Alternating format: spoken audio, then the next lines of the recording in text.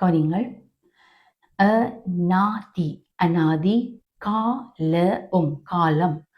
அநாதி அநாதி காலம். அநாதி காலம். அநாதி காலம் என்று சொன்னால் என்ன சொல்லுங்க பாப்போம்? பழைய காலம், ஆதி காலம், அநாதி காலமாக தமிழ் பேசப்படுகிறது என்று சொல்லுவோம். அநாதி காலம் என்று சொன்னால் பழங்காலம், எங்களுக்கு தொடக்கமே தெரியாத ஒரு காலம், அநாதி காலம் என்று சொல்லுவோம். அனுக் அனுக் கீடகம் கிரகம் அனுக்கிரகம். அனுக் அனுக் கீடகம் கிரகம் அனுக்கிரகம். அனுக்கிரகம் என்று சொன்னால் என்ன? அருள், ஆசீர். பெரியவர்களின் அனுக்கிரகத்தால் அவர்கள் வசதி வாய்ப்பாக இருக்கிறார்கள் என்று சொல்லி சொல்லுவோம்.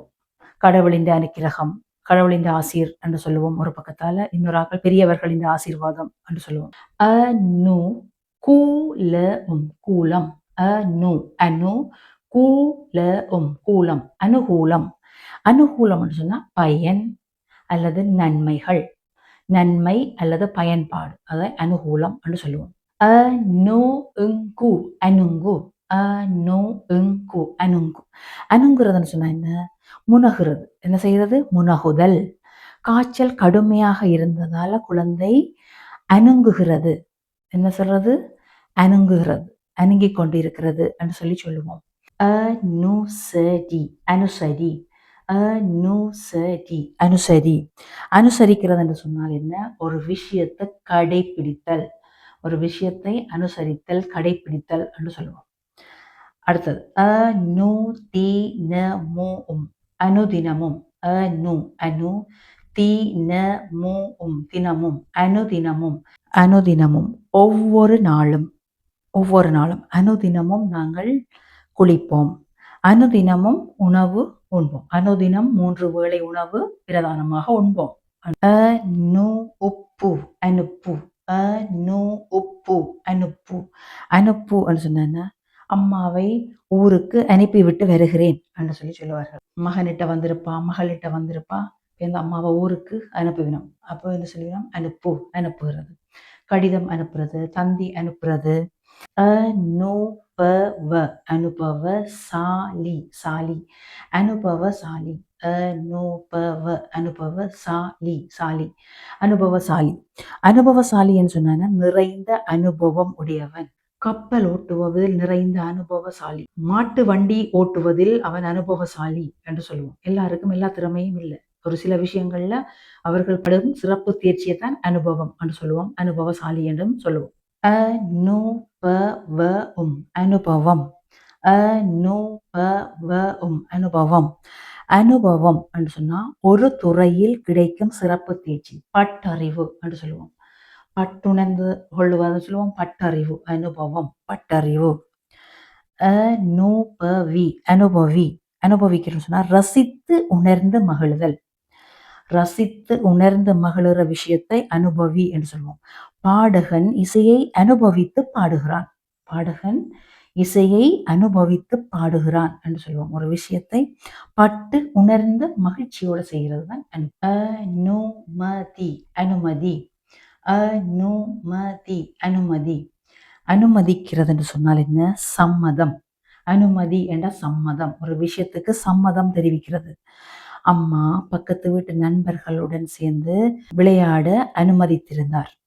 விபத்துக்குள்ளானவரை என்ன செய்வோம்? வைத்தியசாலையில கொண்டு போய் அனுமதிக்கிறது. அதையும் அனுமதி என்று சொல்வோம். அடுத்த கவனிங்கள். அனு அனு மானம். அனு அனு மானம் அனுமானம். அனுமானம் என்று சொன்னால் என்ன?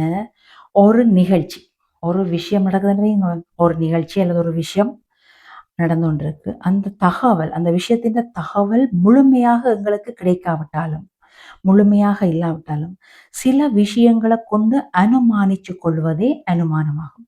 ஒரு விஷயத்தை அனுமானிச்சு கொள்றதுன்னு சொன்னா ஒரு சில விஷயத்த நாங்கள் ஊகத்தின் மூலம் முடிவுக்கு கொண்டு வர்றது. என்னன்னு சொன்னா, வீதியில உதாரணமா பாருங்க, வீதியில சந்திக்கு சந்தி போலீசார் குவிக்கப்பட்டிருக்கிறார்கள், அதிரடிப்படையினரும் சந்திக்கு சந்தி நிற்கிறார்கள் சொல்லி சொன்னால் நாங்க என்னத்தை அனுமானிக்கலாம்?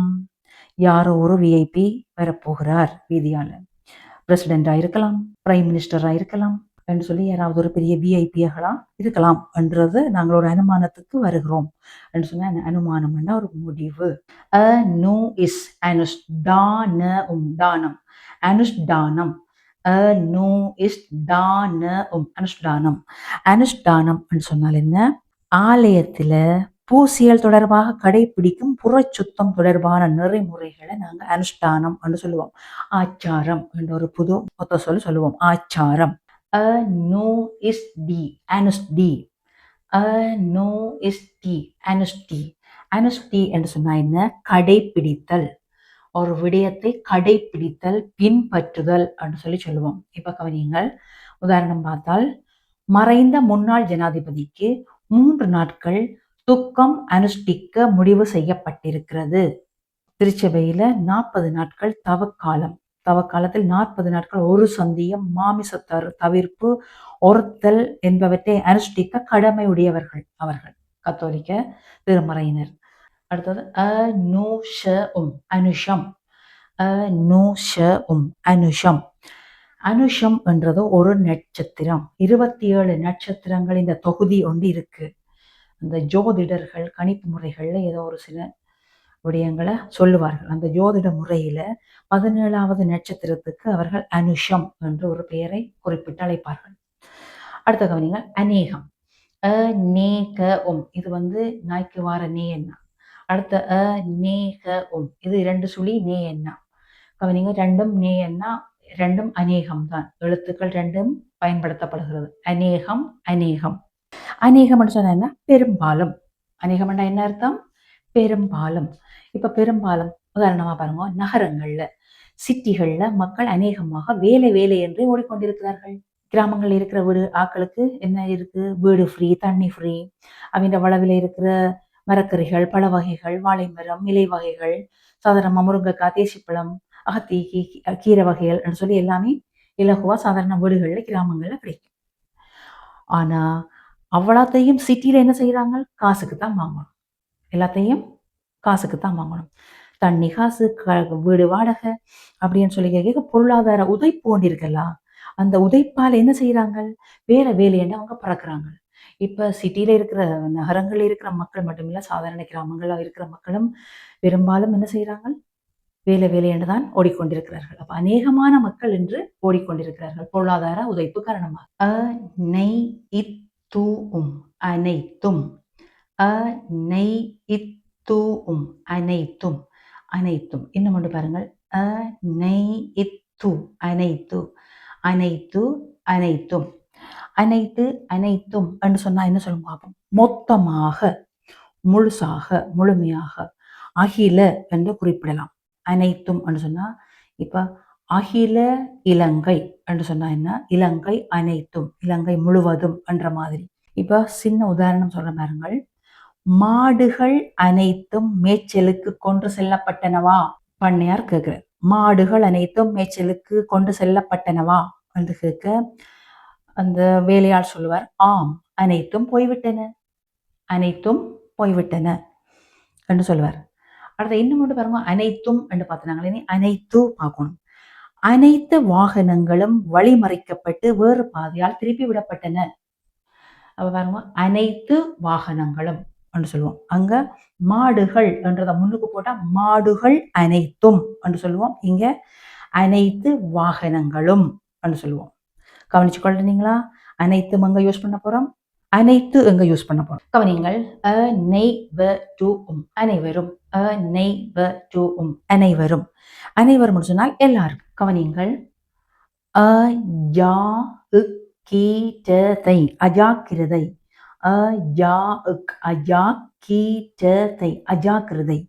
அஜாக்கிரதைன்னு சொன்னா கவனமின்மை. உங்களோட அஜாக்கிரதையால தான் இந்த மிஸ்டேக் நடந்தது அப்படின்னு சொல்லி நாங்க அடிச்சு சொல்லுவோம்.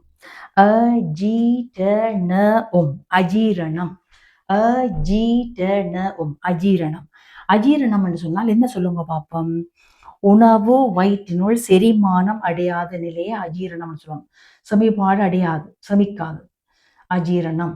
வயிறு பெரிய அந்தரமா கஷ்டப்படுத்தி கொண்டு மாமா அஜீரணம் காரணமாக ஓம தண்ணீர் குடிச்சார். ஓம தண்ணீர் சொன்னா ஓமோம் வாட்டர். ஓம தண்ணீர் உங்களுக்கு விளங்காது. ஓமோம் வாட்டர். எல்லாரும் இப்போ எல்லாத்து வீட்லையும் ஓமம் வாட்டர் வச்சுருப்பாங்க. அஜீரணம் கடை சாப்பாடுல சாப்பிட்றது, அள்ளிக்கடி சாப்பிட்டுட்டு அஜீரணம்னு சொன்னோடனே டக்குனு ஓமம் வாட்டர் குடிக்கிறது. இது இப்போ ட்ரெடிஷனாகவே போச்சு.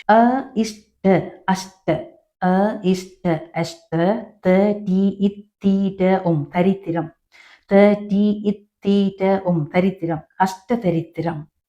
அஷ்ட தரித்திரம்னு சொன்னா என்ன? அதிக வறுமை, அதிகப்படியான வறுமை. அந்த குடும்பமே அஷ்டதரித்திர குடும்பம்னு சொன்னா என்ன? அதிக வறுமையான குடும்பம். இஷ்டமி அஷ்டமி இஷ்டமி அஷ்டமி அஷ்டமி என்று சொன்னால் நிலா இருக்குத்தானே, எங்களுடைய நிலா வளர்ந்து வளர்ந்து வளர்ந்து வளர்ந்து வளர்ந்து போற 8வது நாள் அஷ்டமின்னு சொல்லுவோம். தேய்வடைந்து தேய்வடைந்து தேய்பிரையாக வந்து 8வது நாளையும் அஷ்டமி என்று சொல்லுவோம். சரியோ? வளர்ந்து வாரதையும் அஷ்டமி, தேய்ந்து வாரதையும் 8வது நாள் அஷ்டமி என்று சொல்லுவோம். 8வது நாள் அஷ்டமி என்று சொல்லுவோம்.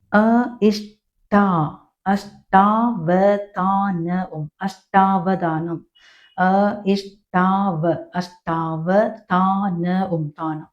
அஷ்டாவதானம் என்று சொன்னா என்ன? ஒரே நேரத்துல 8 செயல்களை 8 விடயங்களை அவதானித்து அதை நினைவில் வைத்திருக்கிற திறமை உடையவர்களை நாங்கள் அட்டவசானம் என்று சொல்லுவோம். அடுத்த கவனிங்கள். இஷ்டாவதானி அஷ்டாவதானி இஷ்டாவதானி அஷ்டாவதானி. ஒரே நேரத்தில் 8 விஷயங்களை அவதானிச்சு அதை நினைவில வைத்துக் கொள்ளும் திறமை உடையவர்கள் தான் அஷ்டவதானி. இஸ்கா அஸ்கா இஸ்கா அஸ்கா அஸ்கா என்று சொன்னா என்ன? சீனி. அஸ்கான்னு சொன்னா சீனி. மூடியாக இல்லை, இப்போ 2 கிலோ 3 கிலோ அப்படின்னு சொல்லி வாங்கக்கூடிய ஒரு சீனி அளவின தொகையை சீனி என்று சொல்லுவோம். இஸ்தமனம் அஸ்தமனம் இஸ்தமனம் அஸ்தமனம். அஸ்தமனம்னு சொன்னா என்ன? சூரியன் நிலா போன்றவை மறையும் காட்சி அஸ்தமனம் என்று சொல்லுவோம். சூரிய அஸ்தமனம் என்றால் சூரியன் மறையும் காட்சி, நிலா அஸ்தமனம் என்றால் நிலா மறையும் காட்சி. மாலை கடற்கரையில் சூரிய அஸ்தமன காட்சி கண்ணுக்கு விருந்தளித்தது என்று சொல்லுவோம். அடுத்த கவனிங்கள். இஸ்தி அஸ்தி இஸ்தி அஸ்தி. அஸ்தி என்று சொன்னால் என்ன? இறந்தவரை எரித்த பின் எஞ்சும் சாம்பலை அஸ்தி என்று சொல்லுவோம். அந்த சாம்பலை அஸ்தியை கொண்டு போய் தான் கடல்ல கரைத்து விடுவார்கள். ஒரு மத நம்பிக்கையை நிமித்தம் இதை நாங்கள் செய்வோம். ஆன்மா சாந்தி அடையுது என்று சொல்லி நாங்கள் ஒரு அனுக்கிரகங்களை செய்து கொள்றோம். அஸ்திரம் அஸ்திரம். அஸ்திரம்னு சொன்னா என்ன? எறியும் ஆயுதங்களை அஸ்திரம்னு சொல்லுவோம். எறியும் ஆயுதங்கள், ஈட்டி போன்ற ஆயுதங்கள், அவற்றை அஸ்திரங்கள் என்று சொல்லுவோம். ஆயுதங்கள். இஸ்தி அஸ்தி வாரம் அஸ்திவாரம் இஸ்தி அஸ்திவாரம் அஸ்திவாரம். அஸ்திவாரம் போடுறதுண்டா என்ன சொல்லுவோம்? அப்போ பெரிய கட்டடங்களை தாங்குவதற்கு, பெரிய கட்டடங்களை தாங்கிக் கொள்றதுக்கு அதுல எல்லாத்துல பள்ளம் தோண்டி பெரிய கற்கள், சீமெந்துகள், செங்கற்கள் என்று சொல்லி போட்டு கட்டப்படுற அடித்தளம், அடித்தளத்தை தான் என்ன செய்வோம்? அஸ்திவாரம் சொல்லுவோம். பேஸ்மெண்ட் என்று ஆங்கிலத்துல சொல்லுவோம். அஸ்திவாரம் போடுறது, ஒரு விஷயத்துக்கு அஸ்திவாரம் என்றது அடித்தளம் போடுறது. அடுத்த கவனிங்கள். அஹிம்சை அகிம்சை அஹிம்சை அகிம்சை. அஹிம்சை என்று சொன்னா, அஹிம்சை என்று சொன்னாலே டக்குனு தெரியும் மகாத்மா காந்தி. அஹிம்சை வழியில போராடிய நபர் யாரு? மகாத்மா காந்தி என்று சொல்லுவோம். கத்தியின்றி இரத்தமின்றி செய்யப்படும் யுத்தம் அஹிம்சை. அறவழி போராட்டம், அன்பு வழி என்று சொல்லுவோம். மகாத்மா காந்தி ஒரு அஹிம்சைவாதி.